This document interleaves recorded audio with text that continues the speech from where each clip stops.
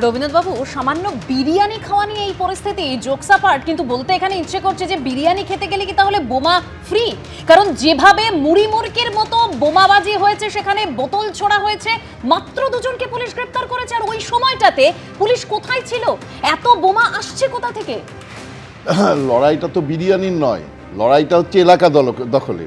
কারণ এলাকা থেকেই টাকা উঠবে, এলাকার থেকেই সমস্ত ওই কাটমানিগুলো সেগুলো তারা সঞ্চয় করবে এবং কিছু রাজনৈতিক নেতাদের দিয়ে তারপর তারা নিজেরা সেটাকে আত্মসাৎ করবে। দেখুন, আমি এর আগের বেহালার ঘটনাটা বলি। বারবার করে তৃণমূলের প্রতিনিধি দেখাবার চেষ্টা করছেন, বোঝাবার চেষ্টা করছেন যে আগে মিটিংটা শেষ হয়ে গেছে, এটা হচ্ছে পরে সামাল দেওয়ার চেষ্টা। ঘটনাটা ঘটে গেল, সেটা নিয়ে কোনো বক্তব্য নেই। যখনই হোক একটা আগুন ধরিয়ে দেওয়া হলো একটা মঞ্চে, যে মঞ্চে একটা সিএম এসে বলে গেছেন, সেই মঞ্চটাকে পুড়িয়ে দেওয়া হলো। ডেমোক্রেসির একটা মঞ্চ, একটা লোকে বক্তৃতা শুনতে এসছে, আমরা তো এক্সপেক্ট করি সেই মঞ্চটা পুড়ে যাবে না, সেই মঞ্চটাকে পোড়ানো হলো। আর উনি বলছেন ওটা তো মিটিংটা শেষ হয়ে গেছিল। পুলিশের কাছে এই যে ঘটনাগুলো ঘটছে, এগুলো কি বিচ্ছিন্ন ঘটনা? এগুলো সম্পূর্ণ মানে একটু আগেই তন্ময় বললেন যে না, এটা কোনো বিচ্ছিন্ন ঘটনা, আইন শৃঙ্খলার সার্বিক পরিস্থিতির কোনো অবনতি ঘটেনি।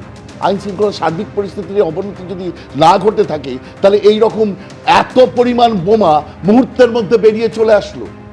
কোন পুলিশের কাছে কোনো খবর থাকছে না, আগাম মানে গোয়েন্দাদের কাছে আগাম খবর নেই, তারা থাকলে খবর থাকলে তারা করছেন না। অর্থাৎ প্রোঅ্যাক্টিভ কোনো রোল কোনো পুলিশ অফিসার নেবেন না। যতক্ষণ উপরে মাথা মানে রাজনৈতিক নেতা তিনি যতক্ষণ না বলবেন, কারণ মনে রাখতে হবে থানার যারা ওসি তাদেরও কিন্তু মাথার উপর একজন তৃণমূলের দাদা আছেন। সেই তৃণমূলের দাদা যতক্ষণ না বলে দেবেন ততক্ষণ পর্যন্ত, মানে যিনি তাকে বাঁচাবেন ততক্ষণ পর্যন্ত তিনি কোনোভাবে অ্যাকশন নেবেন না। সে তার কাছে যত ইনফরমেশনই থাক, বোমা থাকলেও সেগুলো জোগাড় করবার চেষ্টা করবে না।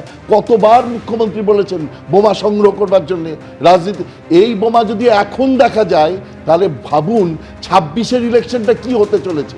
আমার তো ভয় লাগছে, আমাদেরই তো সহনাগরিক বাচ্চা বাচ্চা ছেলেগুলো মরবে, তো সেগুলো তো আমাদেরই ঘরের ছেলেমেয়েগুলো মরবে।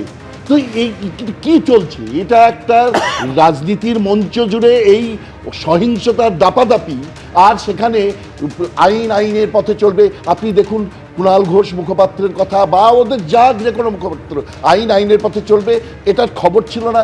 এই কথাগুলো না আমাদের নাগরিকদের কাছে একটা কীরকম একটা প্রত্যেক দিনের মানে একটা ম্লান হয়ে যাওয়ার কথা মনে হচ্ছে। তারা কিচ্ছু করছেন না, কোনোভাবে কোনো ব্যবস্থা নিচ্ছে। কেন নিচ্ছেন না, এই জায়গাটা খুব ইম্পর্টেন্ট। কারণ যাদের বিরুদ্ধে নেবেন তারাই কিন্তু ভোটটাকে মবিলাইজ করবে। অনেক ভোটও যদি কেটে গিয়ে থাকে, বাদবাকি ভোটগুলোকে মবিলাইজ করবার জন্য, এলাকা দখল করবার জন্য এই বোমার দরকার। এই মোহাম্মদ কি যেন নাম, তাদেরকে দরকার, যাদেরকে নৌসাদ কদিন আগে বলেছেন যে মরছে মুসলমান, যাদেরকে অশিক্ষার মধ্যে রেখে বোমা কালচার শিখিয়ে দেওয়া হয়েছে, তারা আর কিচ্ছু করে না, শুধু বোমাবাজি করছেন। মানে কিছু একটা সম্প্রদায়, সমস্ত মুসলিম সম্প্রদায়ের কথা আমি বলছি না, একটা সম্প্রদায় যাদেরকে হাতের মুঠোয় রেখে কিছু পয়সা দিয়ে তাদেরকে এই জিনিসগুলো করাচ্ছে। আমাদের দেশ সামনে 26-এর ইলেকশনে ঘোর দুর্দিন আসতে চলেছে, সেটা সমস্ত রাজনৈতিক নেতারা বুঝছেন, অথচ তারা কিছু করছেন না। বিশেষত যখন পুলিশ মন্ত্রী নিজেই নিশ্চুপ। আমি বলছি কিছু করছেন না, এটা যদি হয় তার মানে পরোক্ষে হচ্ছে বিষয়টা তারা হতে দিচ্ছেন। আমার এইখানে উদ্বেগের জায়গাটা হচ্ছে এটা টুইন সিটি। আপনারা জানেন যে কলকাতা এবং হাওড়াকে টুইন সিটি, যমজ শহর বলা হয়। এই কলকাতা শহরে একদিকে যখন ভাঙচুর থেকে মঞ্চে অগ্নিসংযোগ, আগুন জ্বালিয়ে দেওয়ার ঘটনা ঘটছে, তখন পাশের শহরে এইভাবে প্রকাশ্যে বোমাবাজির ঘটনা ঘটছে। আপনারা যারা কিছুক্ষণ আগে প্রতিবেদনটা দেখলেন, একজন প্রত্যক্ষদর্শী বলতে শুনলেন আপনারা যে পুলিশের উপস্থিতিতে পরপর 6টা বোমা পড়েছে, পুলিশ কিচ্ছু করেনি, দাঁড়িয়ে দেখেছে। ঠিক একইভাবে অরিন্দম দা, পুলিশ ইনঅ্যাকশনের যে অভিযোগ কলকাতার ক্ষেত্রে ছিল, ওই একই বেহালার ক্ষেত্রে একই পুলিশ ইনঅ্যাকশনের অভিযোগ হচ্ছে এইখানেও। আমার প্রশ্ন হচ্ছে, এইবারে যদি পুলিশ কার্যত হাত গুটিয়ে বসে থাকে, তারপরে যদি উর্দি আক্রান্ত হয়, তার আপনি তাহলে কাকে দোষ কাঠগড়ায় তুলবেন? আরে ভাই, আপনি তো বলছেন পুলিশ, একজন সুপারিনটেন্ডেন্ট অফ পুলিশ বেলডাঙ্গাতে 30 ঘন্টা পরে বলছে আমরা ধৈর্য ধরছি। ভাবতে পারছেন? একটা quality of A superintendent of police. সাধারণ মানুষ একটা এসপির কাছে সে তাকে ঈশ্বর মনে করে থাকে, আজকে তাকে প্রেতাত্মা মনে করছে, প্রেতাত্মা। 30 ঘন্টা বলছে শুক্রবার নো অ্যাকশন। আমি আপনাকে বলছি জানেন তো, আমরা যখন পুলিশের চাকরি করেছি না, কিছু কিছু সংখ্যক ক্রিমিনাল পুলিশকে দেখলে 1 মাইল দূর থেকে পালাতো, ছুটতো, আবার পুকুরে পড়ে যেত, কাদা নিয়ে ছুটতো। আর এখন দেখতে পাচ্ছি সেই ক্রিমিনালদের পুলিশ গার্ড দিয়ে দিয়েছে, সিকিউরিটি দিয়ে দিয়েছে। আমি নাম বলবো আপনাদের। তারা আজকে যেভাবে জনগণের উপর রোলিং চালাচ্ছে, আপনি শুধু ভাঙড় দেখুন ভাই, ভাঙড় দেখুন কি ভয়ঙ্কর পরিস্থিতির মধ্যে চলেছে 7টা পুলিশ স্টেশন।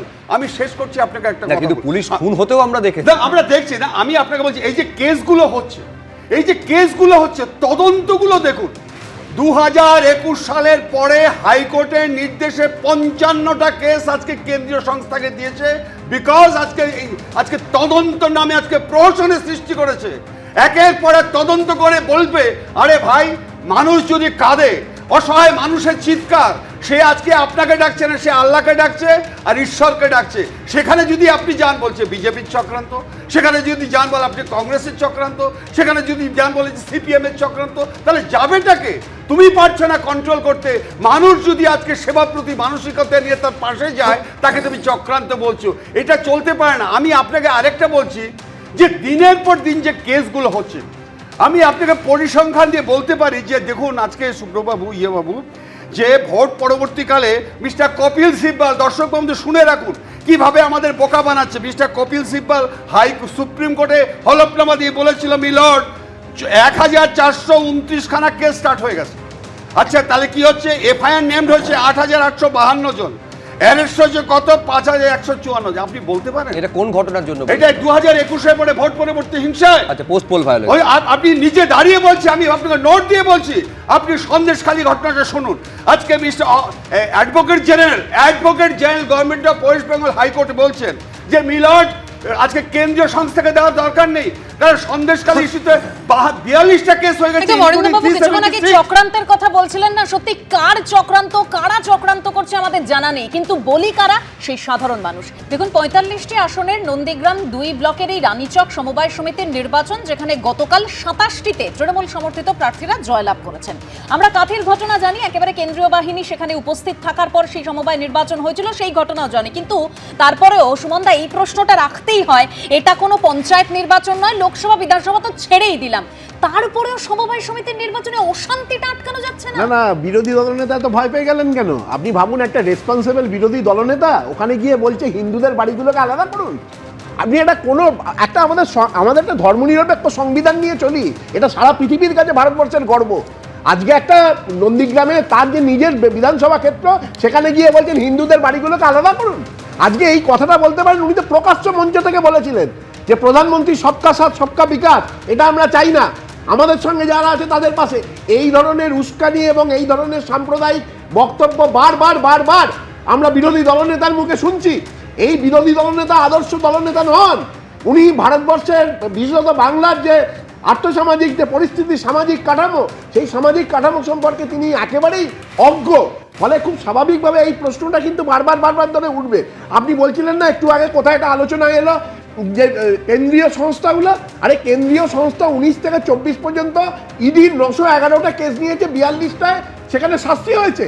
আপনি কেন্দ্রীয় সংস্থার সাফল্য হবে কি করে?